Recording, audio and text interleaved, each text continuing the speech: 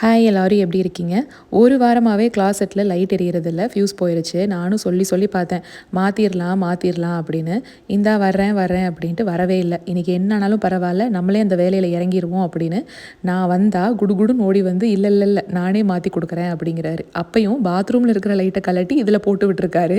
இனி பாத்ரூமுக்கு எப்போ மறுபடியும் லைட்டு வாங்கி மாட்டுவாருன்னு தெரியல. டின்னர் வேலையெல்லாம் இன்றைக்கி சீக்கிரமாகவே முடிச்சாச்சு. கொஞ்ச நேரம் பசங்களோட வெளியில் போய் விளையாண்டுட்டு வரலான்னு வந்தால் என் தலையை பார்த்த உடனே இங்கே பாருங்கள், குடு குடுன்னு ரெண்டும் எந்திரிச்சு ஓடி வந்துருச்சு.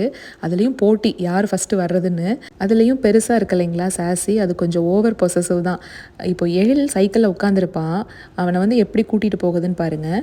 நான் நின்றுட்டே இருப்பேன், இப்போ ரிட்டன் வரும் மறுபடியும் என்னை கூட்டிகிட்டு போகிறதுக்கு. அரிசியும் பருப்பு சாதத்தோட ரெசிபி எல்லாம் பிளேலிஸ்ட்டில் இருக்குது. ஊறுகாயும் தயிரும் மட்டுமே போதும் அரிசியும் பருப்பு சாதத்துக்கு. அதுலேயும் சூடான சாதத்தில் நெய் விட்டு சாப்பிட்டா பிரமாதமாக இருக்கும். ரெசிபி வேணும்னா பிளேலிஸ்ட்டில் செக் பண்ணிக்கோங்க.